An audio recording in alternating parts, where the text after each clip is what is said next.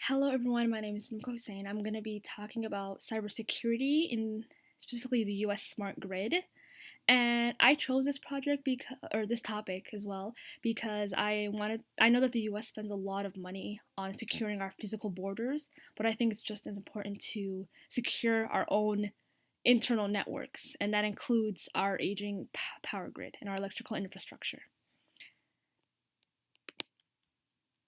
So I wrote a little outline here to kind of walk through our presentation. So first, I'm going to be talking about historical facts about when our power grid was built. I'll be looking at the smart grid and seeing what are the components of a smart grid, what makes it smart, and also physical and cybersecurity issues and solutions as well. And I'll also make sure to touch on companies and organizations because companies and organizations have actually teamed up together and created partnerships to invest in the smart grid moving forward. And also, the same goes for global nations, global security, and seeing a lot of partnerships there on how to solidify and secure smart grids across the world. So, some of the historical facts. So, in the 1920s, US utility companies came together to share operations. And that's kind of when a lot of our power grid was built then. And kind of fast forward to 2009, President Obama actually signed the American Recovery and Reinvestment Act, and this was kind of like a two-part phase. The first phase was to obviously fund investments and fund projects and grants, and include grants for smart grids, for creating a smart grid, and also to maintain our current aging power grid and create jobs in order to do so. So what is our grid? So the grid is a power grid, and it's basically a network of electrical transmission lines that can distribute power between homes, businesses, and companies. And some of the major components, ones that I think see to day, especially if you live in the city, is generators, generators and transmission lines. And these are some of the major components that are for a power grid.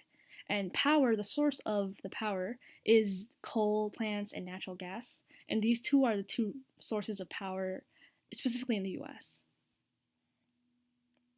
So here I'm going to kind of walk through some of the components of a power grid and how electricity goes from being, coal, from, it going from coal to electricity that's, right to our outlets. So what first happens is coal and natural gas are kind of put through generators, and generators actually create the electricity. And generators actually, so when the electricity is generated, that electricity flows into a nearby substation. And this right here is a picture of a substation. And a substation has something called a transformer. And a transformer increases the voltage by tenfold. The electricity that comes from the generator. And what that does is, if we're gonna move electricity across thousands of transmission lines, that electricity has to be high voltage. So that's the purpose of the transformer there. So once the electricity is carried over the transmission lines and it comes to your local city, that's when that's when we enter our distribution grid.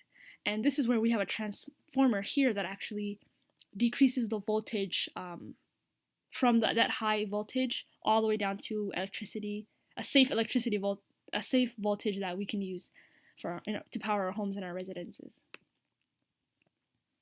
So what is a smart grid? So a smart grid is our power grid, but it's actually being able to infuse and embed technology to send two-way communication.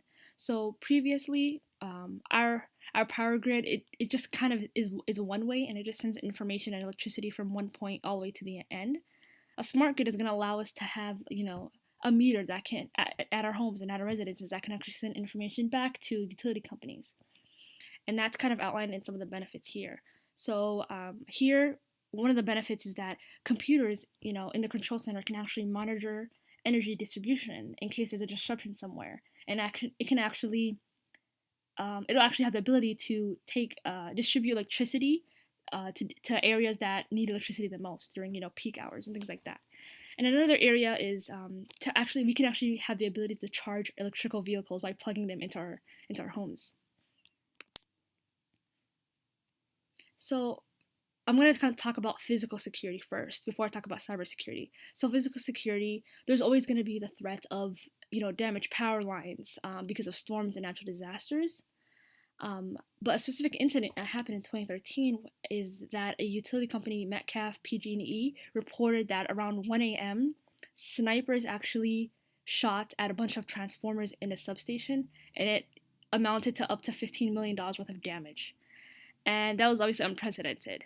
And another physical security issue is that people can actually tamper with manual meters, and another one would be for people can actually climb up transmission towers, and these towers are obviously vulnerable to, and since they don't have any wiring or some sort of defense, people can just climb up them and cut, or damage power lines.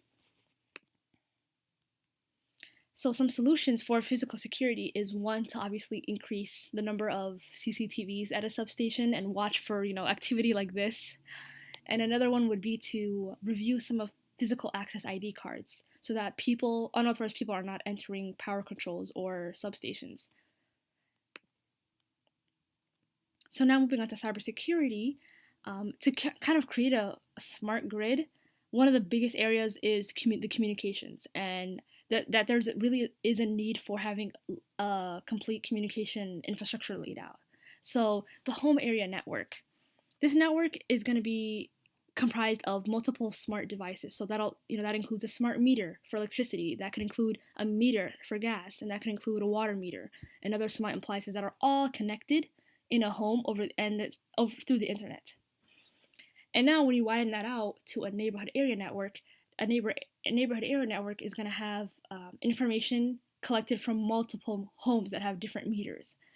And the data concentrator is going to collect all that information and send it over Wi-Fi to the WAN. And so the WAN, this is kind of our distribution. Here's where our control center lies.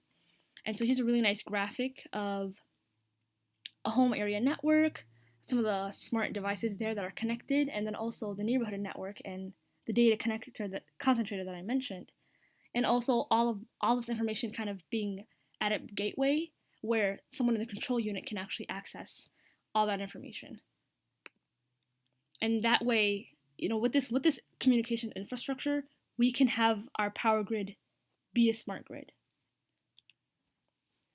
So the next cybersecurity issue is SCADA and the vulnerabilities there. So SCADA is one kind of industrial control system, and during its design in 1960, basic security measures like authentication were not built in, and so companies would actually use Ethernet because it was very, very inexpensive. They would use Ethernet to kind of send information from sensors and devices to the control centers, and that obviously lacks basic security.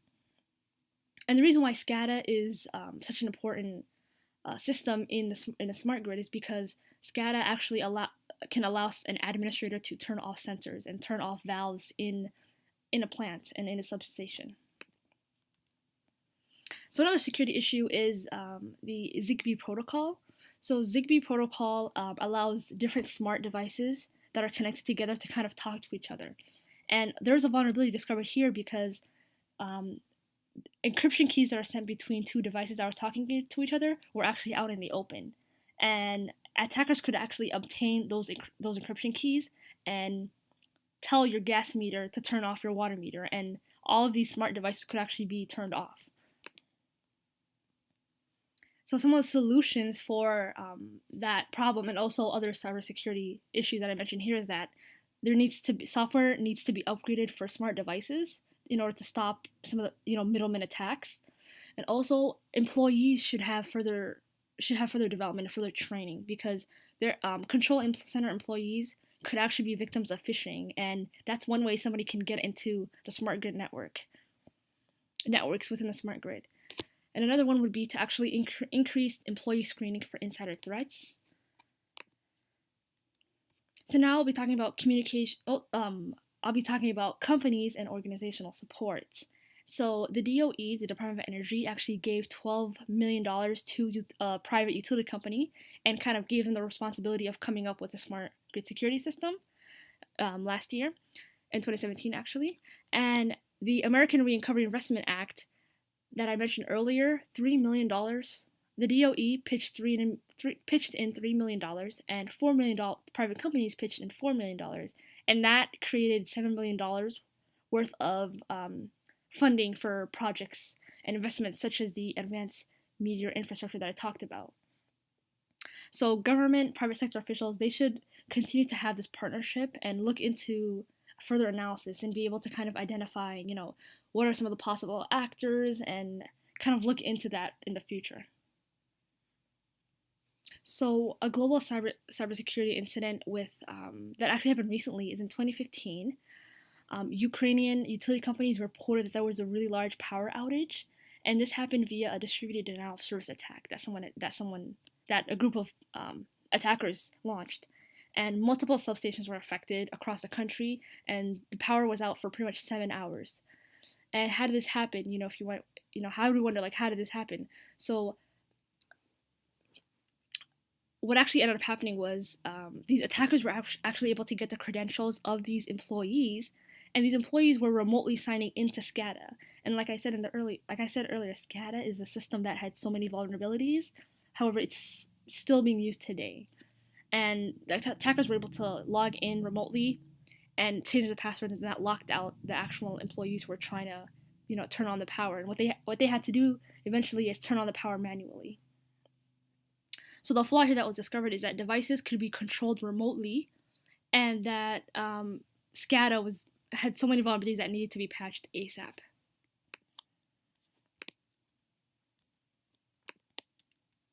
So moving on to some of the global security examples. For smart grids, so the European Union actually created the EcoGrid project, and they set aside about $20 million for 28,000 residents, and to be able to give them smart devices that give them real-time billing information and real-time electricity prices. So this is a picture right here of an EcoGrid for the city of Bornholm, and it shows you right here the current electricity price, the trends, the kilowatts, and it even has reports and things of that nature. And that was a really big push forward to kind of, have it be tangible and have consumers actually look into, all right, here's how much electricity I'm billing. And so another project would be Sparks. So this project was actually created to kind of patch some of the vulnerabilities we talked about with the SCADA system, and that included an intrusion detection system to pretty much show which devices are permitted and which devices are not going to be permitted into SCADA. And this uses an ICS382INDV protocol. And this protocol is important because it's an international standard for connecting to electrical devices over the internet.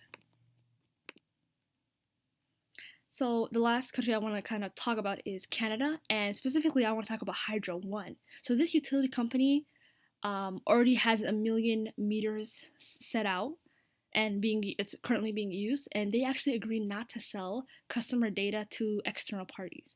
And if you're wondering why is this important, well, they're kind of setting the standard here that utility companies should make it a priority to keep customer data out of the hands of third parties, because there's a risk that the third parties could have this information be compromised. And so big round of applause to Canada and for Hydro One for kind of setting that standard. And I hope that other utility companies around the world can kind of see how important it is to safeguard personal customer data and the privacy. So this is kind of the end of my presentation here. I learned a lot throughout the presentation. Like, I didn't realize how much money is going into smart grids and how many partnerships there are from the national level to the local level. And I also kind of learned that that we're still, it wasn't a surprise to know that there's still systems that were created in the 1960s that are still kind of being used now. But at least now we can address these vulnerabilities, and we can figure out solutions and patches and software updates to kind of mitigate some of the risks. So thank you so much.